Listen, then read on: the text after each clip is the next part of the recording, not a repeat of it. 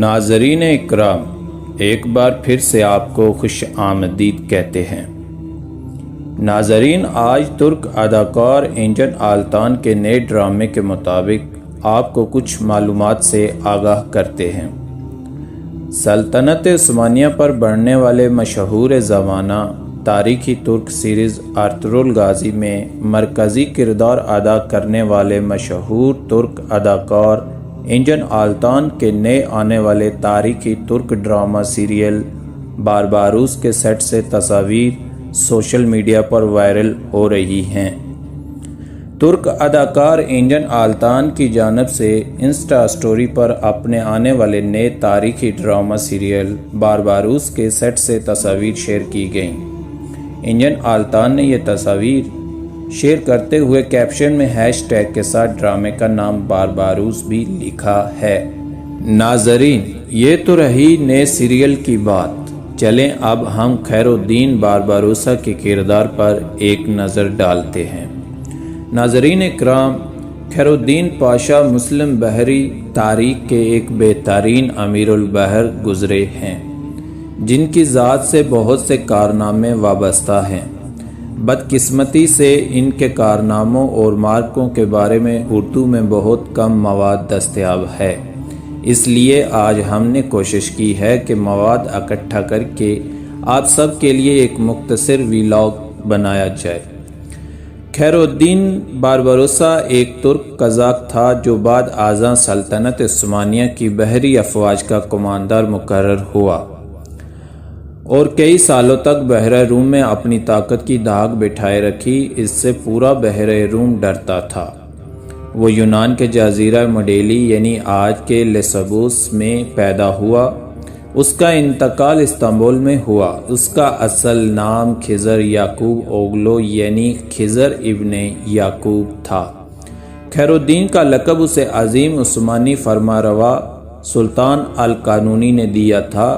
یہ وہی سلطان سلیمان القانونی ہیں جن پر میرا سلطان ڈرامہ بنایا گیا ہے، جو کہ ارطغرل غازی ڈرامے کی طرح پاکستان میں زیادہ دیکھا گیا، جس میں تاریخ تو نہیں ملتی بلکہ صرف فکشن دکھائی گئی ہے۔ ناظرین، بارباروسا کا نام اس نے اپنے بڑے بھائی بابا عروج رائس سے حاصل کیا تھا، جو الجزائر میں ہسپانیوں کے ہاتھوں شہید ہوا تھا۔ بارباروس سن 1470 کی دہائی میں یعقوب آغا اور ان کی عیسائی بیوی کترینا کے ہاں پیدا ہوا۔ بارباروس کے 3 بھائی اسحاق، عروج اور الیاس تھے۔ چند مورخین یعقوب کو ایک سپاہی قرار دیتے ہیں، جبکہ چند کا کہنا ہے کہ وہ سالونیکا کے قریب وردار کے شہر میں عثمانی طاقتور فوج ینیچیری کا حصہ تھا۔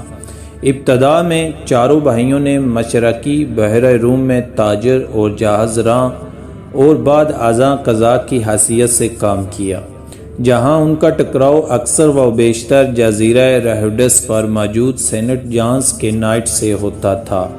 ان جھڑپوں میں ایک بھائی الیاس قتل ہو گیا، جبکہ عروج کو گرفتار کر لیا گیا اور رہوڈز میں قید میں رکھنے کے بعد بطور غلام عروج کو فروخت کر دیا گیا تھا۔ وہ غلامی کی زندگی سے فرار حاصل کرنے میں کامیاب ہوا اور پہلے اٹلی اور اس کے بعد ازاں مصر پہنچا، جہاں وہ مملوک سلطان کانسوا گوری سے ملاقات میں کامیاب ہو گیا، جس نے عروج کو عیسائیوں کے زیر قبضہ بحیرہ روم کے جزائر پر حملے کے لیے ایک جہاز عطا کیا۔ سن 1505 تک اس نے 3 مزید جہاز حاصل کر لیے اور جربا کے جزیرے پر چھاؤنی قائم کرنے میں کامیاب ہو گیا۔ ناظرین، ویسے تو بارباروسا نے بے شمار معرکے لڑے، جن میں سے ایک معرکہ یہ تھا کہ سن 1537 میں لطفی پاشا اور بارباروس نے جزائر آیونین اور جنوبی اٹلی کے خلاف ایک زبردست عثمانی فوج کی قیادت کی اور بارباروس نے سلطنت وینس اور کرفو چھین لیا، جس پر فروری سن 1538 میں پاپ پال سوم نے عثمانیوں کے خلاف اتحاد تشکیل دیا، جس میں پاپائے روم، اسپین، رومی سلطنت، وینس اور مالٹا کی افواج شامل تھیں۔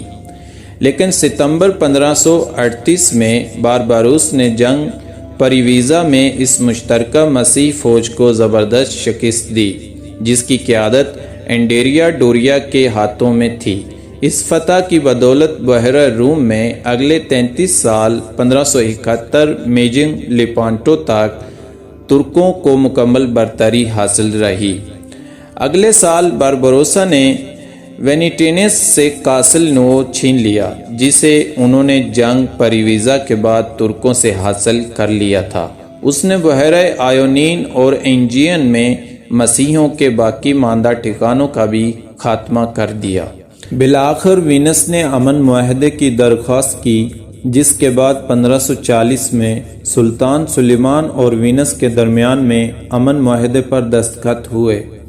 اکتوبر 1541 میں چارلس پنجم نے الجزیرہ کا محاصرہ کر کے مغربی بحیرہ روم میں ہسپانوی اور مسیحی بحری بیڑے کو لاحق خطرات کا خاتمہ کرنے کی کوشش کی، لیکن ایک زبردست سمندری طوفان کے باعث اسے ساحل پر اترنے میں شدید مشکلات پیش آئیں۔ تاہم زمین پر لڑی گئی غیر فیصلہ کن جنگ کے بعد چارلس نے نا امید ہو کر فوج واپس بلا لی۔ کہانی کو مختصر کرتے ہوئے بتاتا چلوں کہ بارباروس 1544 میں استنبول میں سبکدوش ہو گئے اور الجزیرہ میں اس کے صاحبزادے حسن پاشا کو جانشین مقرر کیا گیا۔ اس نے اپنے سوانح حیات غزوات خیر الدین پاشا بھی تحریر کی، جو ہاتھ سے لکھی گئی 5 جلدوں پر مشتمل ہے۔ اس سوانح حیات کی جلدیں آج کل توپ کاپی محل اور جامع استنبول کے کتب خانے میں موجود ہیں۔ ناظرین، خیر الدین پاشا بارباروس کا انتقال 1546 استنبول میں آبنائے باسفورس کے کنارے واقع اپنے محل میں ہوا۔ ان کا مزار استنبول میں ترک بحری عجائب خانے کے قریب موجود ہے۔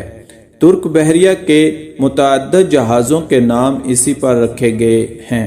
آج بھی ترک بحریہ کا کوئی جہاز آبنائے باسفورس سے گزرتا ہے تو ان کے مقبرے کی طرف سلامی دیتا ہے۔ ناظرین اکرام، یہ تھی ہماری مختصر سی کاوش، اور ہم امید کرتے ہیں کہ ڈائریکٹر اس ڈرامے کے ساتھ بھی انصاف کریں گے اور ارطغرل غازی ڈرامے جیسے سب کو گرویدہ کریں گے۔